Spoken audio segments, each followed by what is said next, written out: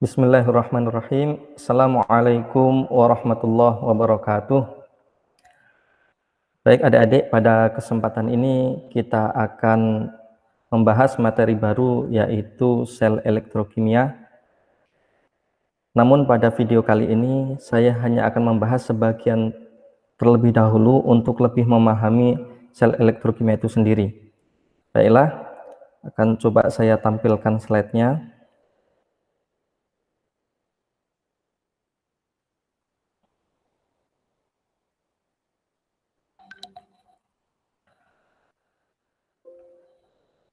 Jadi kuliah kita kali ini yaitu tentang reaksi redoks dan elektrokimia. Nah,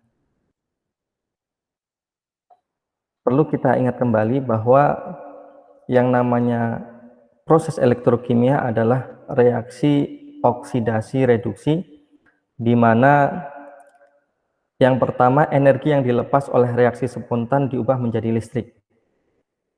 Nah, ini yang kita kenal nanti di dalam sel elektrokimia itu disebut dengan sel Volta atau sel Galvani.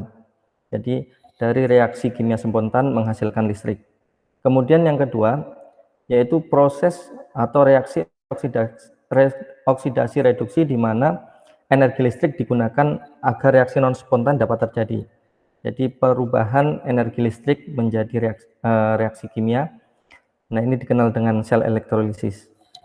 Jadi sel elektrokimia itu ada dua, ada sel Volta dari reaksi kimia menghasilkan listrik, dan sel Galvani dari energi listrik menghasilkan reaksi kimia. Nah, ini perbandingan atau perbedaan maupun persamaan antara sel Volta dengan sel elektrolisis. Kita lihat yang pertama, dalam sel Volta reaksi kimia spontan menghasilkan energi listrik, ya. Kemudian sel elektrolisis, energi listrik menghasilkan reaksi kimia. Yang kedua, dalam sel Volta maupun sel elektrolisis, katoda merupakan tempat terjadinya reduksi, sedangkan anoda adalah tempat terjadinya reaksi oksidasi. Jadi sama, katoda tempat terjadinya reaksi reduksi dan anoda tempat terjadinya oksidasi. Kemudian yang ketiga, pada sel Volta, katoda merupakan kutub positif dan anoda merupakan kutub negatif. Untuk mempermudah ini, kita singkat dengan pertanyaan kapan katoda positif, anoda negatif. Sedangkan pada sel elektrolisis, katoda berperan sebagai kutub negatif, sedangkan anoda berperan sebagai kutub positif. Nah, untuk mempermudah kita gunakan pertanyaan kenapa gitu, katoda negatif, anoda positif. Nah, pada sel Volta ini contohnya adalah penggunaan batu baterai dan aki. Kita bisa melihat dalam kehidupan kita sehari-hari, misalnya batu baterai digunakan untuk menyalakan senter, kemudian menyalakan radio, aki digunakan untuk menyalakan lampu listrik dan seterusnya. Itu adalah salah satu aplikasi dari sel Volta. Sedangkan pada sel elektrolisis, contohnya adalah pengecasan batu baterai, misalnya handphone kita mati karena lowbat, kemudian kita cas, disitulah adalah aplikasi dari sel elektrolisis. Penggunaan aki, pengecasan aki, kemudian contoh lainnya adalah penyepuhan logam. Nah, untuk memahami sel Volta maupun sel elektrolisis ini, ya, pengetahuan dasar yang harus kita miliki adalah tentang reaksi redoks. Kita tahu bahwa reaksi redoks itu adalah reaksi yang dalam satu reaksi itu harus ada reduksi maupun oksidasi. Kita ingat, reduksi adalah penurunan bilangan bilok, penurunan bilangan oksidasi, sedangkan oksidasi adalah kenaikan biloks. Ciri dari reduksi adalah elektron diterima, ya, sedangkan oksidasi elektron dilepas. Jadi reduksi terjadi penurunan bilok, sedangkan oksidasi terjadi kenaikan bilok. Nah, untuk memahami reaksi redoks ini, maka ada pengetahuan minimal yang harus kita kuasai, adalah yang ini nanti sangat bermanfaat pada sel Volta maupun sel elektrolisis, yaitu penentuan bilangan oksidasi atau biloks dan penyetaraan reaksi redoks. Oke, kita lanjutkan. Nah, yang pertama adalah bilangan oksidasi.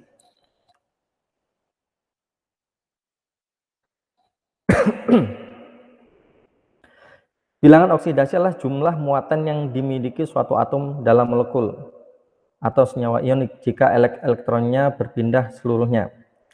Nah, perubahan bilangan oksidasi selalu terjadi dalam reaksi redoks ya. Nah, berikut adalah aturan untuk menentukan bilangan oksidasi. Kita ingat kembali, yang pertama, setiap atom dalam unsur bebas atau dalam keadaan tidak bergabung dan senyawa kovalen murni memiliki bilangan oksidasi 0 ya. Atom dalam unsur bebas itu contohnya adalah Na, Be, K, Pb. Jadi ketika kita temukan unsur-unsur yang bebas artinya sendirian, maka bilangan oksidasinya 0 ya. Sedangkan senyawa kovalen murni juga ya, senyawa kovalen murni itu adalah senyawa diatomik yang dimana unsur-unsur penyusunnya sama ya. Contohnya adalah H2, kemudian O2, P4, diatomik maupun poliatomik ya tentunya. P4, nanti ada S8 dan seterusnya. Itu sama juga bilangan oksidasinya sama dengan 0. Yang kedua, pada ion monoatomik, bilangan oksidasinya sesuai dengan muatan ion tersebut. Kita lihat contohnya, misalnya ion monoatomik itu contohnya Li+, karena muatannya +1, maka biloxnya +1. Fe3+, karena muatannya +3, maka bilangan oksidasinya +3. O2- ya karena muatannya -2, maka biloxnya -2. Nah, ini yang kedua. Yang ketiga, bilangan oksidasi oksigen biasanya -2. Namun pada senyawa H2O2 dan O2-, pada ion O2-, biloxnya -1 ya. Kita bisa hitung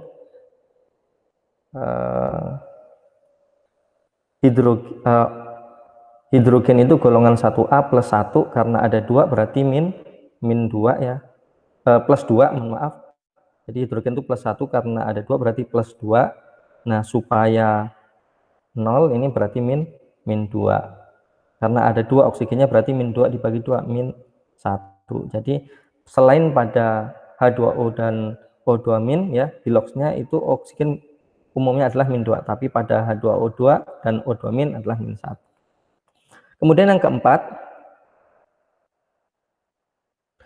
bilangan oksidasi hidrogen adalah +1, kecuali bila hidrogen berikatan dengan logam dalam bentuk senyawa biner atau senyawa hidrida ya, yaitu hidrogen ketika berikatan dengan logam. Contohnya misalnya NaH ya, sehingga biloxnya di situ +1. Contohnya adalah NaH. NaH. Kita ketahui bahwa Na adalah logam golongan 1A sehingga biloxnya +1 ya. Maka hidrogen ketika berikatan dengan logam yang tadinya umumnya adalah +1, dia menjadi -1. Contoh lagi misalnya dalam senyawa kalsium hidrida CaH2 CaH2. Kita ketahui bahwa Ca adalah unsur alkali tanah atau golongan 2A, maka biloxnya +2 ya. +2 berarti karena ini muatan totalnya 0, maka di sini -2. Karena hidrogen ada 2, kita bagi -2 bagi 2 -1 ya. Jadi hidrogen itu biloxnya +1, namun ketika dia berikatan dengan suatu logam membentuk ya senyawa hidrida, maka biloxnya menjadi -1. Kemudian logam-logam golongan 1A adalah +1 ya. Ini sudah kita bahas di awal penjelasan. Kemudian golongan 2A itu +2 dan fluorin selalu -1 ya. Tapi selain fluor golongan 7A misalnya ClBrI itu bisa -1 atau yang lainnya karena dia bisa lebih dari 1 ya bilangan oksidasinya. Kemudian yang keenam, dalam molekul netral, jumlah bilangan oksidasi semua atom penyusunnya harus 0. Ya, contohnya ini, NaH. Jadi total dari bilox masing-masing unsur penyusunnya Na +1, hidrogen -1, maka +1 tambah -1, 0. Ya. Dalam ion poliatomik, jumlah bilangan oksidasi semua unsur dalam ion tersebut sama dengan total muatan ion. Contoh begini. Ya. Contoh misalnya saya punya SO3-. ya, SO3 2-min ya. Misalnya ini ion sulfit. Jadi ini adalah ion poliatom yang tersusun atas banyak atom ya. Jadi kita ketahui oksigen itu min 2 kali 3 berarti min 6. Nah, total bilangan oksidasi oksigen yang 3 ini dengan bilangan oksidasi S harus sama dengan muatannya, yaitu min 2. Maka 6 tambah berapa supaya min 2? Berarti 6 ditambah 4. Jadi biloknya S 4 ditambah 3 kali bilangan oksidasi oksigen, sehingga hasilnya sama dengan muatannya, yaitu min 2. Oke. Nah, ini contoh penentuan bilangan oksidasi. Berapakah bilangan oksidasi dari atom-atom dalam HCO3-. Nah, kita ketahui HCO3- itu oksigennya itu biloksnya min 2, karena ada 3 maka nanti dikali 3. Nah, sedangkan hidrogen plus 1. Nah, oksigen karena ada 3 dikali 3 ya, ini dikali 3. Min 2 kali 3 berarti min 6, kemudian ditambah hidrogennya ada 1, maka plus 1. Ya, satunya lagi C, maka C-nya. Nah, ini sama dengan min 1 apa ini? Min 1 ini adalah muatannya ya. Jadi min 6 ditambah 1 berarti min 5. Maka supaya min 1 ya, maka C-nya harus plus 4 ya. Jadi untuk mempermudah gini saja. Ini plus 1, ini min 2 kali 3 berarti min 6. Nah, berapa ya C-nya supaya hasil totalnya adalah min 1? Maka supaya min 1 C-nya harus plus 4 ya. Nah, ini penentuan bilangan oksidasi, yaitu materi dasar yang harus dikuasai sebelum kita belajar redoks dan belajar sel elektrokimia.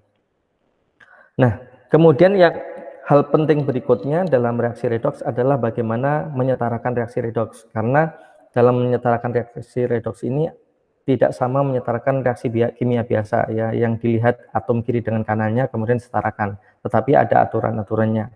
Nah, ada 2 metode yang digunakan untuk menyetarakan reaksi redoks. Yang pertama adalah metode bilangan oksidasi atau biloks. Yang kedua adalah metode setengah reaksi. Mari kita lihat satu persatu.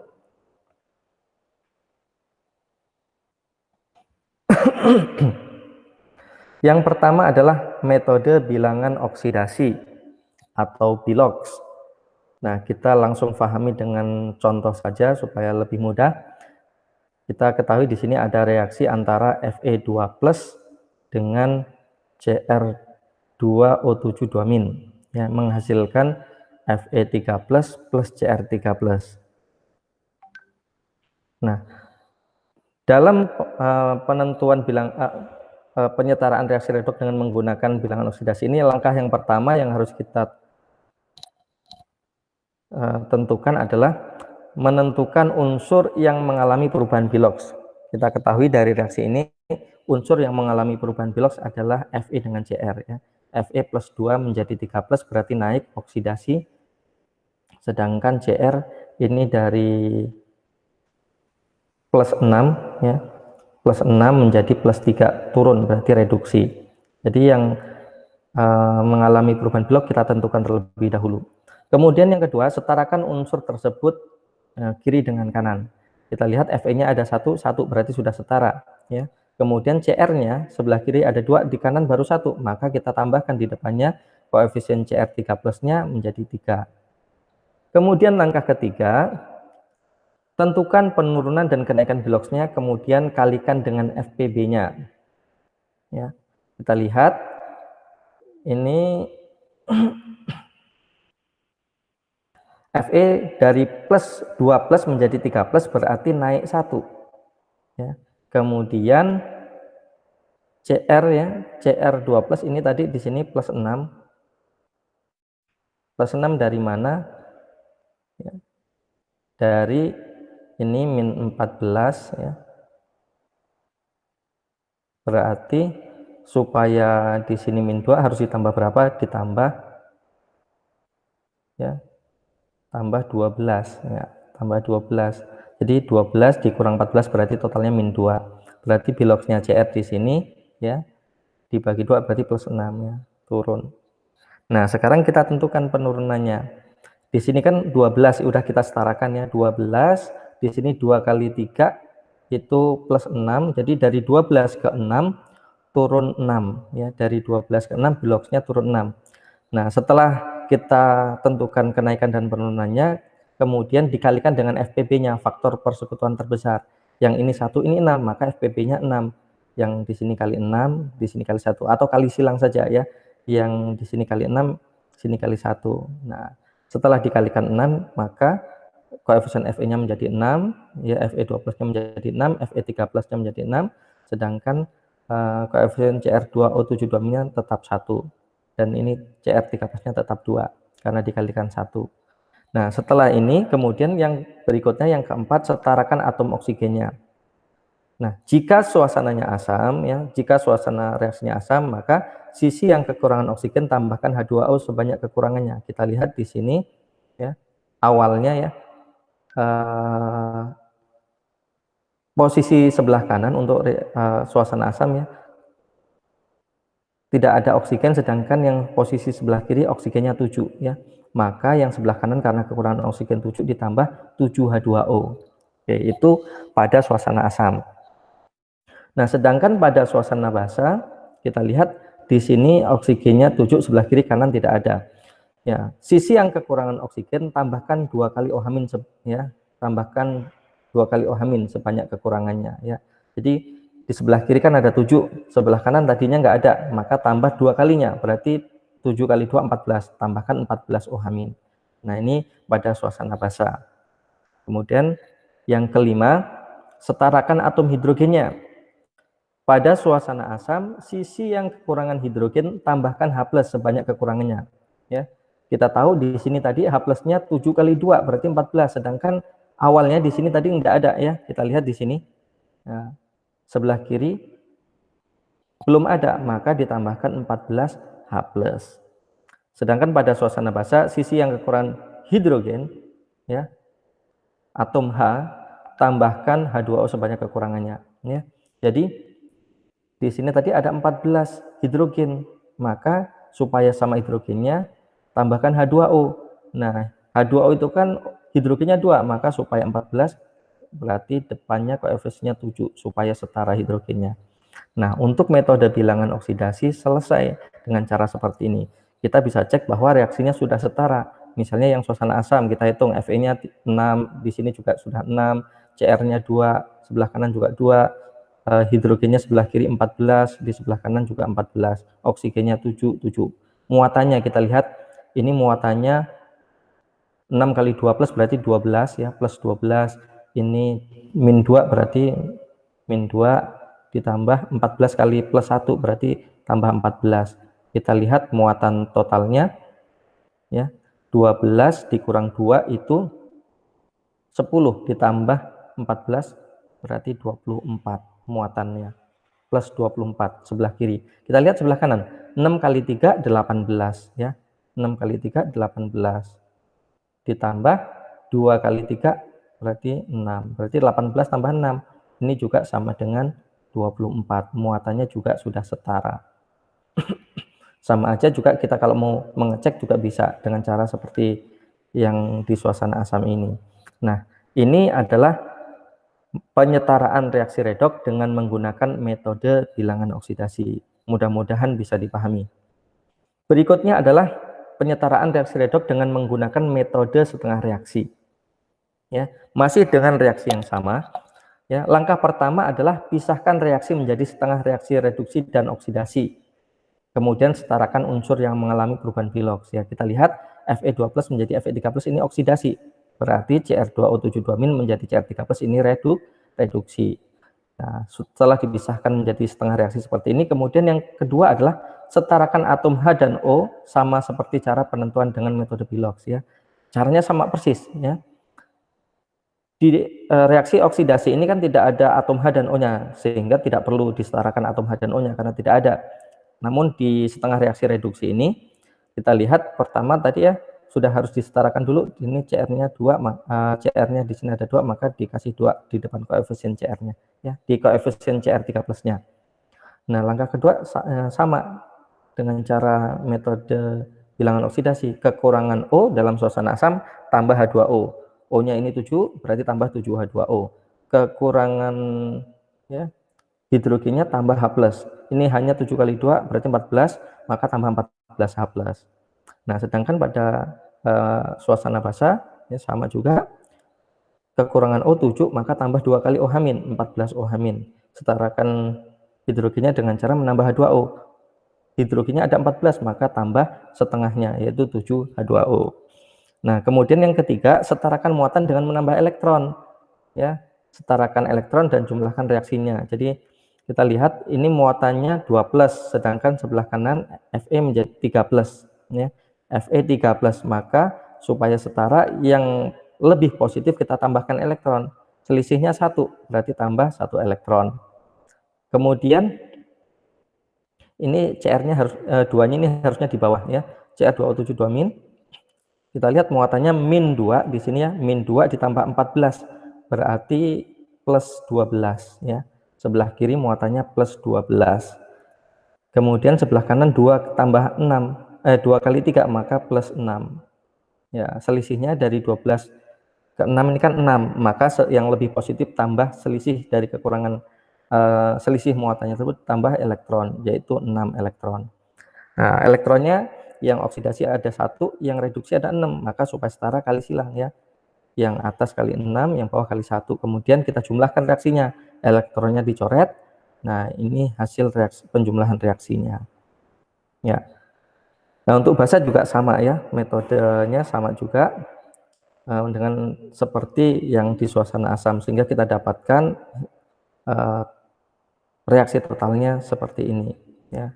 Nah, ini adalah reaksi yang sudah setara ya. Kalau dicek dari jumlah atomnya kemudian muatannya setara ya. Oke, nanti silakan dilihat, diperhatikan ya kembali, mudah-mudahan bisa dipahami. Nah, ini latihan supaya lebih dapat memahami materi tentang bilangan oksidasi dan penyetaraan reaksi redoks. Mudah-mudahan bermanfaat. Berikutnya akan saya buatkan juga video tentang sel volta dan sel elektrolisis. Demikian, terima kasih, selamat belajar. Semoga semuanya sehat. Saya akhiri. Wassalamualaikum warahmatullahi wabarakatuh.